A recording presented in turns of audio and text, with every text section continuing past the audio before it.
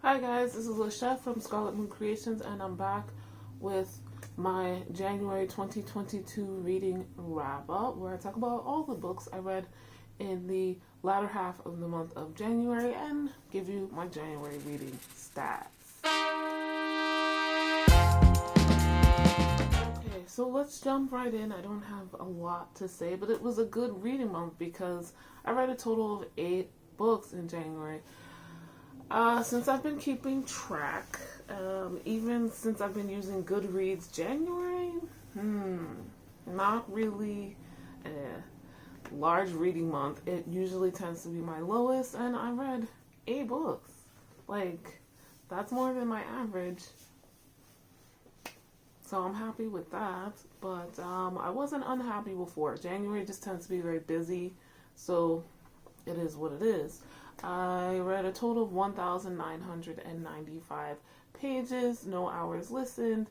My average rating is 3.69, and we'll get into that towards the end of the stats rundown here. I've read 5 owned voices books.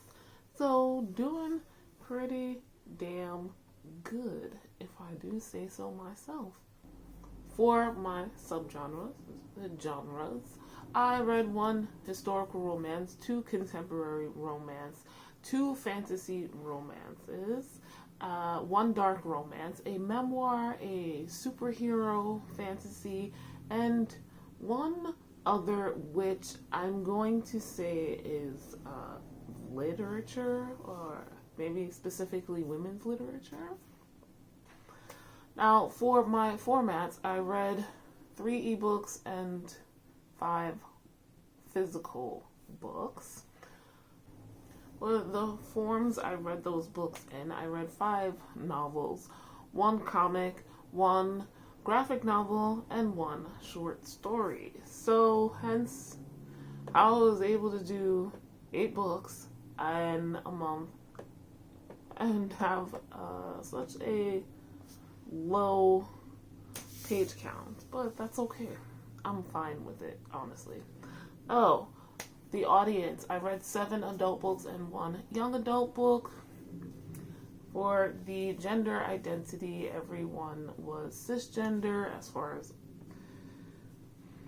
I was able to tell. For the racial identity, we had 2 books with Asian main characters, 1 book with a black main character, and 5 books with white main characters.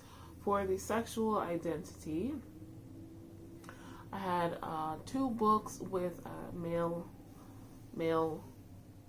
romantic sexual relationships, and everyone else was heterosexual. For the author, I read 4 books by new-to-me authors and 4 books by authors I already know. The types of books. So this is a little bit iffy, and I'll explain a little. For the standalones, I did read several standalones. 3 or 4 standalones, and as far as the series, that was the rest, 5 or 6. Now I say or because I'm not sure where to put the last book that I read this month. You guys let me know down in the comments if you've read books via Kindle Unlimited that appear to be a part of a series but are written by different authors, because I haven't done that and I'm not sure how that works. Last but not least, of course, we have the ratings. Now this year I am using G at Book Gross Call Pile system, the version 3, I think it is, the latest one that she came out with either early this year or in December to be used in 2022. I was planning on trying out Call Pile this year anyway, and this worked out because the major change that she made between this new version and the previous one is that she included some alternate categories for people who read nonfiction, and I'm about to talk about a nonfiction book that I read in a minute, and having these alternative categories very much helped particularly with this book, because the first book I'll talk about after I finish the stats, because I wasn't sure how to rate it. I have no problem rating nonfiction, but this type is a little harder. It wasn't easy, but Call Pile definitely helped. So with that being said, I read 1 5-star book, 1 4.5-star book, 2 4-star books, and 4 3-star books. So a generally good reading month. Nothing amazing. I feel also that I might have in the past rated some of these books higher, but like really thinking about my 3 stars last year kind of helped me. So like it's not something I can really show you, but know that that's a thing that has changed a bit in my mindset. And having seen other people talk about their stats for 2021 and how they want to change things, I see how that I'm not the only one. I guess once you start really rating books and deeply thinking about why you rated them, that changes. And also, you know, we're human beings, so change happens. So the next book I finished in the month of January was Persepolis by Marjane Satrapi. Satrapi. Okay. I think I'm pronouncing that properly, but I could be wrong.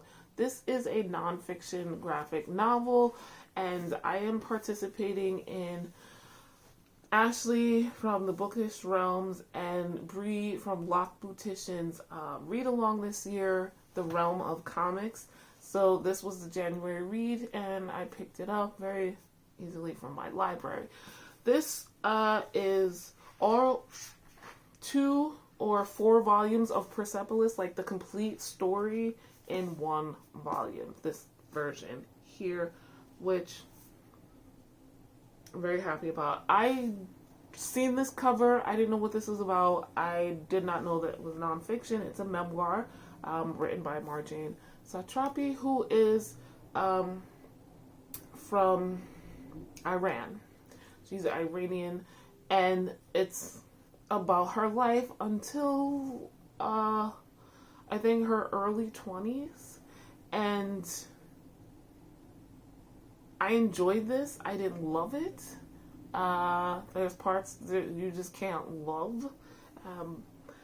Basically, she has an intro, and this is gonna be weird, guys, sorry, but she has an intro to give you some backdrop about the nation of Iran or Iran, and how they are the descendants of the Medes. Oh Jesus, I don't know how to pronounce it. Medes, and the Persians. And this story, this time, takes place during what the world calls the Iranian Revolution.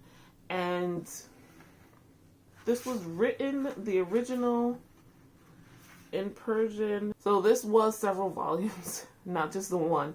So the first 2 volumes were published in France in 2000 and 2001. The second 2 volumes were published in 2002 and 2003. This translation was published in 2004. There are 3 different translators, I should say. Matthias Ripoff for part 1, Blake Ferris for part 2, and Anjali Singh for parts 3 and 4. So it's a memoir of a girl who grew up during the Iranian Revolution, and I gotta be forthright and honest, I did not know that such a thing existed, like that there was an Iranian Revolution. I was born in 1984. This happened basically around the time I was born, or just before. Wow. didn't know. I guess it's also called the Islamic Revolution, and I may have heard that in passing, but this is not a topic that was covered until maybe high school, and I was born and raised in New York City, so 9/11 happened in my second or third year of high school. I don't know that we really talked about the Middle East after the, I guess, fall of Persia in high school. And then it was kind of everyone trying to figure out what to teach and what to learn in the aftermath of 9/11. So it feels like after that, and really more after I graduated, where I started learning more things about any Middle Eastern country, really in a more modern sense. These are not excuses, it's just I did not know. So I'm glad I read that beginning, because I had no clue about the influence and the general sticking our nose in other people's business from my own country, the United States of America. So that's how I started. I read the intro and I was like, oh. But that's not what this is about. This is not, really a memoir of someone who was a political figure or revolutionary figure. This is a memoir by a woman, a regular woman growing up in these times. She happened to be related to one of the previous Shah's dignitaries. I don't remember the term. And her parents they wanted their daughter to have a well-rounded education. They sent her to a French school growing up, which is an international school. And they spoke to her about things. They spoke around her about things. They didn't really keep stuff from her. They wanted her to be educated about what was going on in the world before even things really got intense in Iran, and during. But they also really wanted her to make up her own mind about things, and that's really great. One thing I really enjoyed about this was Marjane's relationship with her parents, and then her parents in general. Character-wise, this was a really great book. It just really, you felt for them, obviously, and also their neighbors, the people that they were dealing with. At one point, Marjane actually leaves Iran and winds up being a student in Austria, and you feel for her there too, because now she's somewhat removed from the wars going on. It was still, that stranger in a strange land thing, and seeing her struggles with that, and even the friends that she made, and all of these kind of things. It's all honestly really foreign, because even the lighter topics that I say topics, but the thing is, like, this is just the story of her life and her telling it. This is not a political book. This just is. And so you see things happening that as an adult, is like, okay, I can point out that that's a thing, but she's a child of whatever age, and this is just normal, or she doesn't know any better, so why not? There are older teens and young adults that take advantage of her at some points in this book. There is sexism and I guess racism, and nationalism, definitely xenophobia, happening in here, and half of it is not even while she's in Iran. So, and she's still several years younger than 18. But she's telling it in this kind of like matter-of-fact way, or like kind of, oh, it's no big deal or whatever. Like, she doesn't give you her feelings about those situations or those memories now, looking back. She mostly just tells you how she felt as things were happening. And that was interesting. Like, this feels real. This is not an allegory. This is not a testament. This is not a testimony. This is not a you should feel bad kind of thing. This is just my life. That's how it feels, and I appreciated that. I think it being in a comic form, because this is a graphic novel, right, really helped. I will say that readability is a bit, this is very text heavy, a very text heavy graphic novel.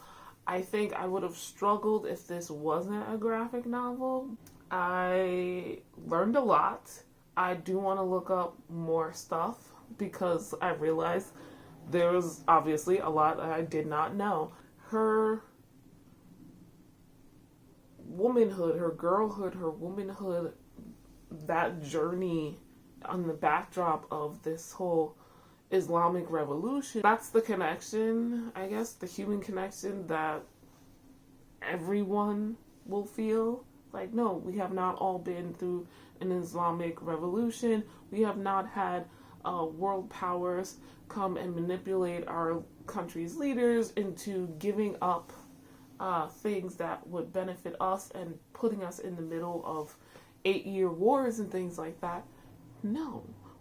But we have not had our freedom curtailed and our religion twisted by extremists, but we all have the things that we deal with that throw us into a tailspin, and we muddle through and grow up as best we can in that. So I think I said I gave it 4 stars thanks to Call Pile, and so yeah, check it out. The last book I finished in the month of February was unplanned. In November, accidentally gave myself a 4-month Kindle Unlimited subscription, and I was like, I really need to use that because I've already paid for it. I canceled it immediately, but they don't give you your money back. So I was in the mood for some BDSM romance, dark romance, and I went back to Heather from Hia Booktube's video recommendations, and there was a bunch of books on there that my library did not have, but I knew were available in Kindle Unlimited. The first one that had most intrigued me was A Lesson in Blackmail by Katie Robichaux, and I like this. I gave it a 4.5 stars. I'm currently still leaning on the things that I didn't like about it. I wish it was longer, first of all. This was, I guess it was novel length, but kind of short. Not quite a short story, more than that, but it was 179 pages. The pacing of this really killed it for me, I think, mostly. If we had more book, I think the pacing would have evened out and it would have been okay. So, what the hell is this about? This is a Black Mountain Academy book series. So, this is the book where I'm like, I'm not sure if it counts as a standalone or as part of a series. And it features the Club Alias, which I gather is a series that the author has themselves.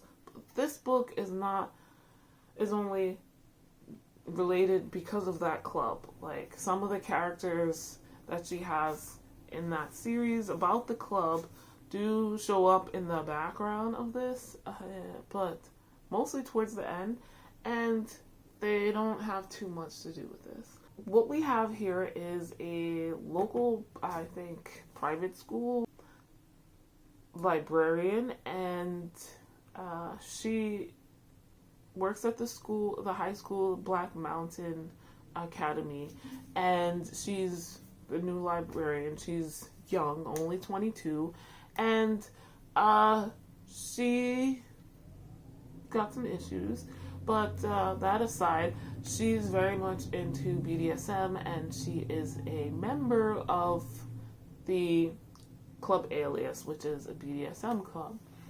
Now, at this new job, there's this kid who is a pain in the ass. He basically, like, teases her all the time, but he's a black. The school is named after him, as is the town and a lot of other things, Black Mountain. And so he's, you know, a rich kid with generational wealth. Nathaniel Black the Fourth.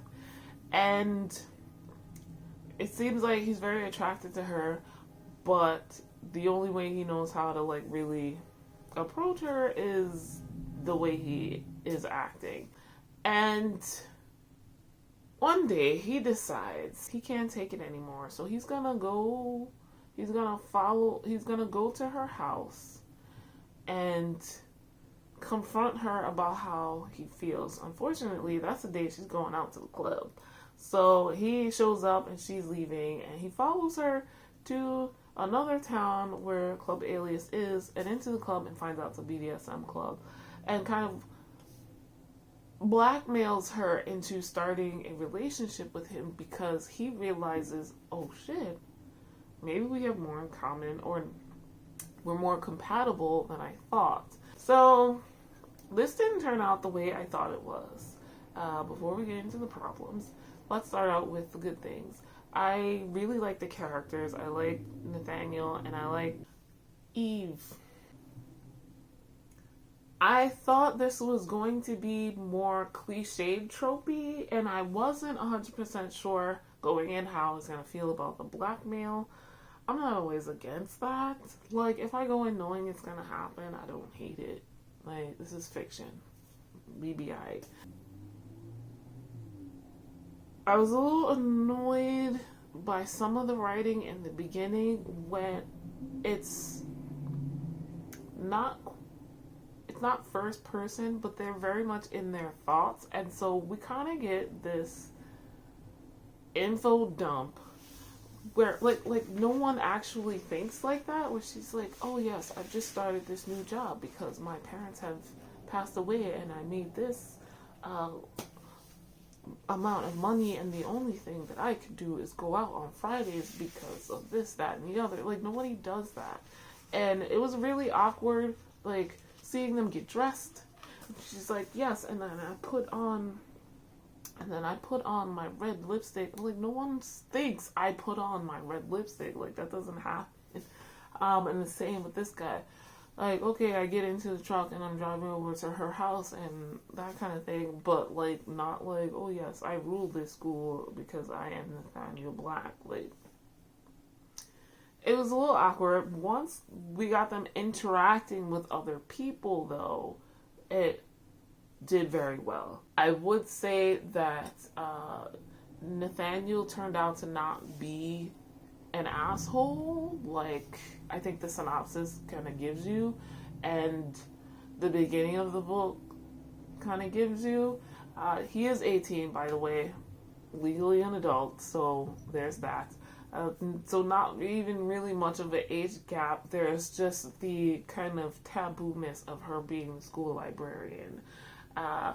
And he never actually does anything bad to her. So, yeah. And even the blackmail didn't go the way I thought. The sex was good. The BDSM was good. Safe, sane, consensual. Surprises for me was that there was OCD rep, so some neurodivergency, and actually taking care of your mental health. One of our characters sees a therapist regularly, and I appreciated that. I like that we didn't get a cliched ending. I mean, there is a happy ever after or happy for now, whatever. No, there's a happy ever after because of the epilogue. And of course, like most decent BDSM romances, I really love how the characters communicate and work on their relationship. The communication was awesome here. Awesome. So if the whole blackmail thing is putting you off, read it and be surprised. So my biggest problem, like I said, was the pacing. The first half of the book was basically a 24-hour period. Maybe if we stretch it 48 hours, like a weekend, and we followed almost everything they did that whole time. But that's the first half of the book. That's only 179 pages. After that, we have all of these time jumps. And so things are going quickly, and I'm like, some things are not as believable now because you set this up, focus on this. And now it's like, oh yeah, they went to do that, or they tried this. And I'm just like, I would have liked some details. If this was longer, you would have had more paper to give me those details on. There were some things that kind of felt like they were walked back, like it's said in being like, oh, we know that sex together or BDSM relationship is not just gonna fix them, fix their OCD, but then later it's like, oh yeah, well, we've already seen lots of changes because they don't do this, and this doesn't happen, and that doesn't happen, and we see examples of it almost immediately. This instant change of behavior after you explicitly stated that it's not a cure-all for OCD. I think this is good OCD rap, but I do not have obsessive compulsive disorder, so I cannot say. You should check out some Own Voices reviewers to find out. But in general, I liked it. So I gave it a 4.5 stars. And let me know in the comments down below what your favorite book of January was, how many books you read, and have you read any of these? What were your thoughts if you have? And like I asked earlier, if you've done the whole Kindle Unlimited series with multiple authors thing, how should I mark this, as a standalone or as a series? Because your girl is confused. I don't know. That's all I had to say about books for January. Thank you guys so much for watching. I'll see you in the next video. Bye.